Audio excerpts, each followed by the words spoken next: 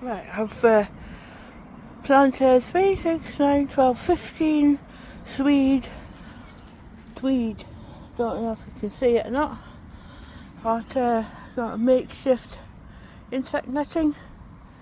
Could be a bit prettier, but it got a few slug pellets out, it has to be, and watered them in, and actually they're feeling a bit sorry for themselves. Yeah, a bit sorry for themselves, but they'll pick up. As Steve used to say, first they sulk and then they bug. So that's that and put in anyway. I've got a few more, but I'll have to find out where to put them yet. Okay, right.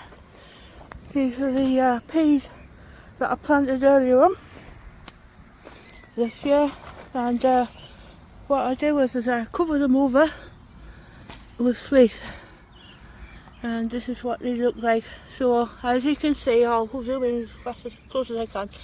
Yeah, they've got a hold of the mesh, so they've been protected and nice and warm, and protected from the frost and stuff, and also held against the wire. So this is what I've been doing for a couple of years now. So that's all done, all uncovered. So let's do this side now, finish it off.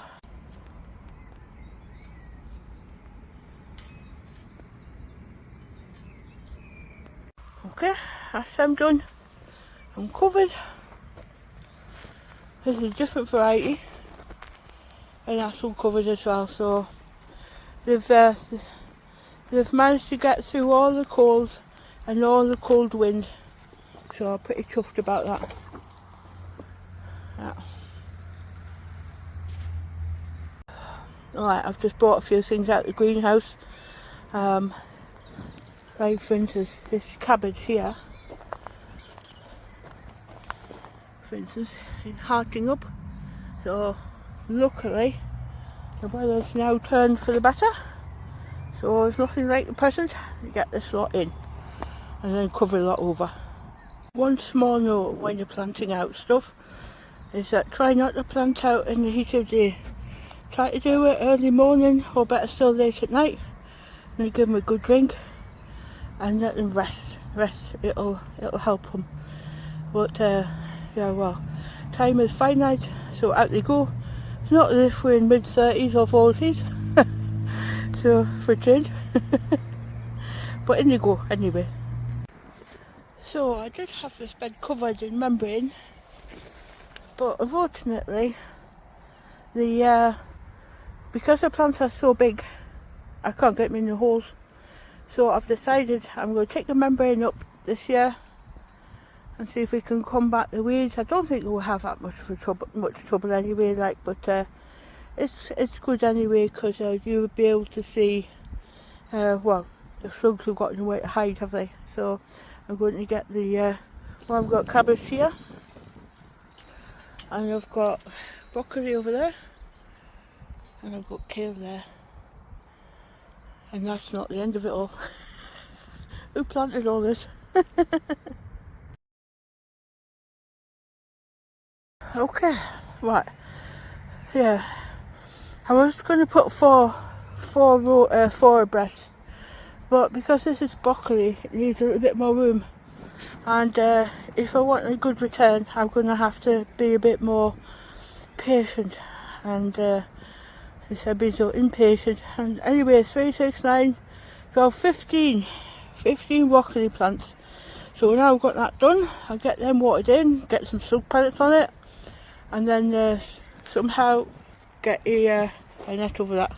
Yeah, so one of the things you've got to be mindful when you're putting brassicas out for pigeons and cabbage whitefly, and also whitefly, but if you can cover your crop over with insect netting, that would be better. Okay, well, you know, one thing I absolutely hate is actually netting up brassicas. So the time it takes to mess around with insect netting and hooks and stuff, I mean, for the time it takes to put the brassicas in, you spend 3 times, you know, I'm exaggerating probably, 3-4 times messing around. I was going to say something else there. Messing around with netting. But because we're only at the end of April, I've got it covered over temporarily. So just with this, one thing you could do is that if you got different size beds and you've got the netting and the hoops, is mark it all up and keep it all together. It would save you all the pain of finding a piece of mesh that fits, that used to fit last year. So take it from me, get yourself some coloured tape and get your hoops marked in like 3 red hoops or 3 yellow hoops, so you know they all belong together and you know that they fit in that bed. And also, what else, as I say, and look at your netting and mark your netting. I mean, look at Charles Dowding. I mean, he has his netting hung up in the shed like curtains. Unfortunately, I don't have a shed big enough for that. But I could fold it up like little blankets and stuff, but you know, yeah, but it's amazing. So what I've done, got the hoops. I've also got, down here, I've got some stakes. The stakes fit over the hoop, the hoops fit over the stakes. Yeah, so that gives you a bit more. You don't have to push the tubing into the ground. And if you did do that, you'd end up filling the tubing with soil, and then you've got all that clot trying to get it out again. Yeah. You cross members. You put a cross member over the top. Yeah.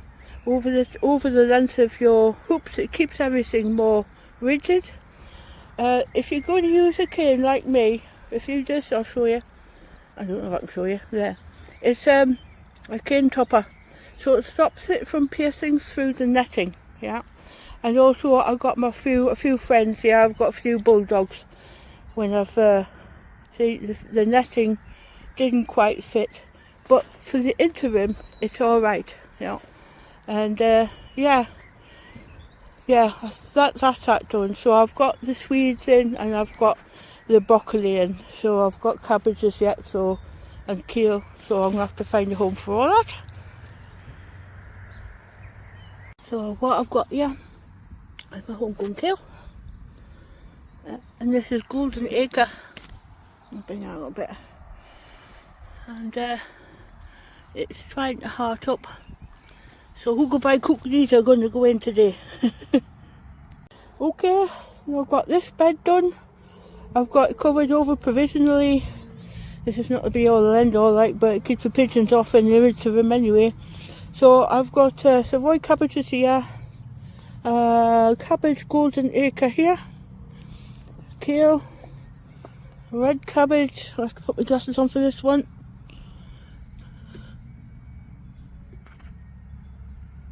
I can't say roads or something like that. It's a red cabbage anyway. Then another row of kale.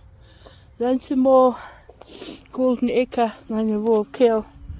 So as I say, I've got it covered over for just now. And then I'll get some proper insect meshing on this in due course. But it just gets the stuff out of the greenhouse. It's making some more room now. These were all the sweets here I put out. They're looking a bit sad for themselves, but they have been watered in anyway, so they should by rights pull together. What do you call it? Oh, I forget. They always keep the name. Celeriac. Celeriac's doing fine in their little domes. The asparagus, well, it's just the way it is. You just never get around to eating it. So here we are again, another year where the asparagus runs into its plumes. And here's some of the, what do you call it, tomatoes that I potted up yesterday as well, so they're happy. The parsnips. If you wonder why there's a brick in there, there's actually a hole. Now we covered this the whole bed here. There was a bed here before. We covered the whole lot with membrane, so a rat had dug under, and I don't think it managed to get into the greenhouse, but I tell you, they never give up. Yeah, all these tomatoes here as well, money maker and gardener's delight. Again, they were too far advanced to put through, remembering, so I thought, what the heck, I'll put them in buckets instead. I've got plenty of other tomatoes to plant out. And lastly, last but not least, see all the potatoes are coming up now. Yeah. Last but not least, this lot, the whole broccoli bed. So that's great. I look forward to seeing that later on. I keep on looking after it. Okay folks, that'll be it for today. I've had enough. I'm going home. I'm going to have salad for tea, of all things. And yeah, I've done enough. That's the thing about gardens, is you've got to have patience. And there's patience that you learn when you have a garden, and perseverance as well. So yeah, anyway, what was I going to say? Please don't forget to like and subscribe. Thanks for watching. See you in another video. Bye for now.